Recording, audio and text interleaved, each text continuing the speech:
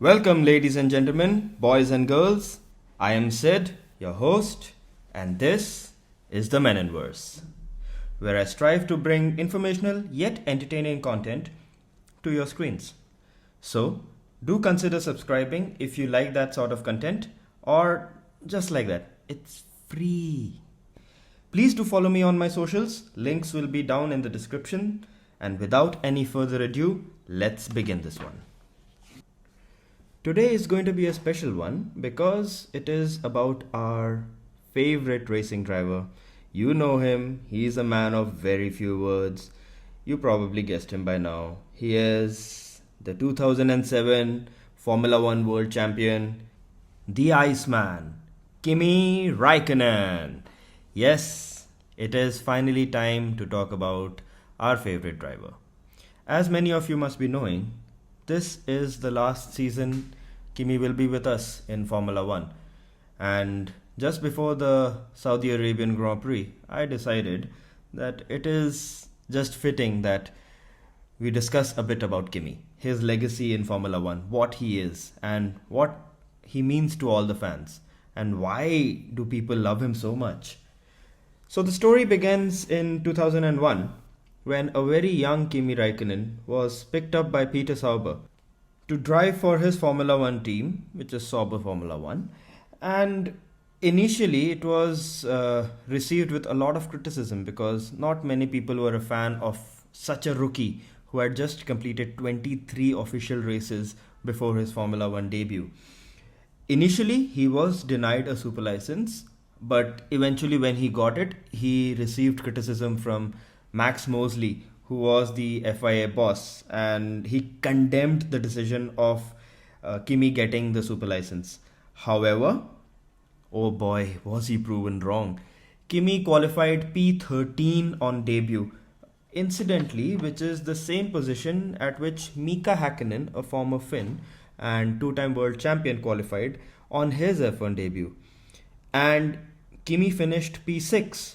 He earned points on debut, which is a huge thing for a rookie, especially a rookie who has just completed 23 races. So that is the beginning of the journey of Kimi Räikkönen. The superb performance Kimi put in that day caught the eyes of many people around the paddock, including one Michael Schumacher, who in fact told John Todd to keep an eye on the boy. So that was the raw talent of Kimi Räikkönen. In fact, such was the performance of Kimi in his maiden season of Formula One, which got fellow Finn and two-time world champion Mika Häkkinen telling Ron Dennis, if you want to win, get the Finn. And that is exactly what happened in 2002, with Kimi filling in the vacant seat left behind by fellow Finn Mika Häkkinen. Mika wasn't wrong about Kimi because he scored a podium on debut and went on to score another 4 more podiums throughout the season. However, the feisty Finn came into his own in 2003 when he got his first win at Malaysia, and well, he finished just 2 points behind Michael and ended up in P2 in that season.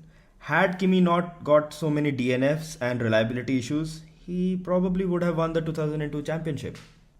Sadly though, 2004, the McLaren was plagued by reliability issues and Kimi could not do much. Nevertheless, Kimi had the speed in him and he took McLaren's only win at Spa despite qualifying 10th. Kimi ended the season at P7 with 45 points and 4 podiums. Despite a dismal 2004 season, Kimi was still seen as a rising star and no one had doubt that he will be at the top once again. And lo behold came in the 2005 season where we all saw the changing of guard in a young Kimi Räikkönen and Fernando Alonso. The season did not kick off to a perfect start for Kimi. Well, he finished 8th despite qualifying 6th in the race. And this is during the time when points were awarded for the top 6 finishers. So he was outside the points. Not a place where you want to be if you're contending for the world title. However, the Bahrain Grand Prix finally ended Kimi's drought of points and he scored his first points and podium of the season. But a retirement at the San Marino Grand Prix again dented his points tally, which was quickly compensated by back to back wins at Spain and Monaco. Sadly, despite 9 podiums, which included 5 wins and that superb 17th to first place finish at Suzuka, couldn't guarantee Kimi his first world title. Kimi ended the season in a superb P2, 1 points behind Fernando Alonso and 50 points ahead of 7-time world champion Michael Schumacher. 2006 was a year to forget for Kimi with 0 wins. But 2007 saw Michael Schumacher retiring from Formula 1, and who was replacing him at Ferrari? Kimi Räikkönen. And oh boy, what a season was 2007. McLaren had just signed 2-time world champion Fernando Alonso and a young Lewis Hamilton.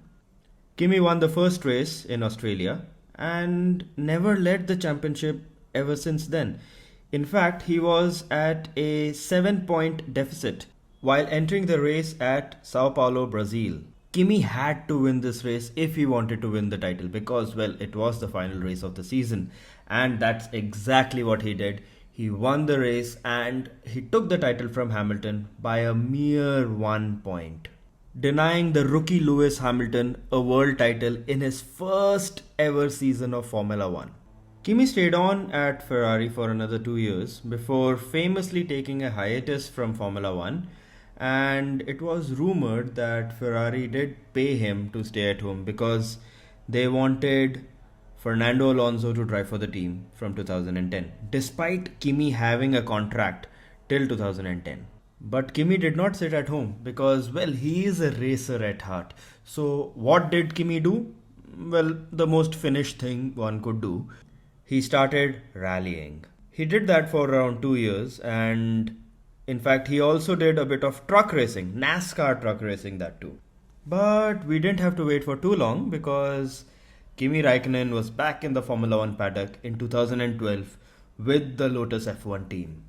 And Kimi did show that he is a Formula 1 world champion for a reason because, well, in his return, he did finish P3 in the championship, taking 1 win and 7 podiums. 2013 is best remembered as the year when Kimi Räikkönen bankrupted Lotus because there was a clause in his contract that for every point Kimi scores, Lotus will give him a bonus of £50,000, which towards the end, they did not realize it racked up to £20 million and nearly bankrupted Lotus, causing Kimi to leave the team just before the final race and return to his championship winning team at Ferrari, partnering Fernando Alonso. Kimi stayed at Ferrari for the next 5 years with Fernando and then later on 4-time world champion Sebastian Vettel, which gave the fans a new look into Kimi and Seb's relationship because, well, they had a very strong bromance going on and they were popularly dubbed as Simi. Be it the funny radio messages or the one-liners he gave at interviews, Kimi has never failed to entertain us in his very own way. He is funny without being funny. On top of that, he is a proper racing driver, a skill which he displayed at the 2020 Portuguese Grand Prix. Starting 16th, he managed to overtake 10 cars before ending the first lap. I mean, that is some skill. Presently, Kimi is the most experienced driver on the grid as well, the oldest driver on the grid. Kimi was famously asked that what is his motive and what he wants to do in Formula 1, and he famously responded, it's more like a hobby for him, so if he wants to do it, he'll do it. If he doesn't want to do it, he won't. Which is why I think he finally decided to take retirement from the sport, and this is the last year of the brilliance of Kimi Räikkönen, and all of us will definitely miss him a lot.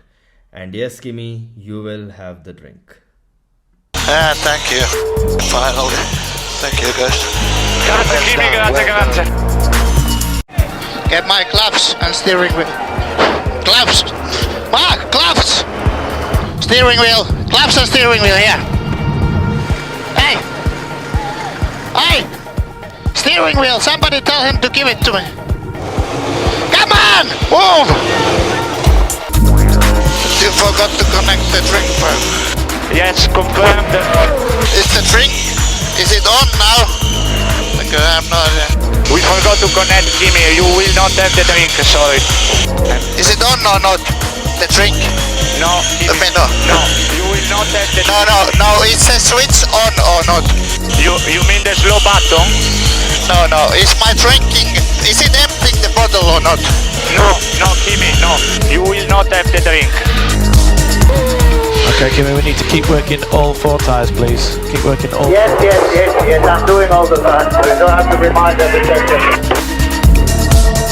And we are 9.5 behind Bottas and 8 tenths a lap quicker. What do you mean? We are behind Bottas. Confirm, we are behind Bottas. How did we end up behind him? Why we didn't stop earlier? He was leading the race, Kimi. Okay, I thought that they were the other way around. Okay, Kimi, next car behind you is Alonso. I'll keep you updated on the gap. I'll keep you updated on the pace.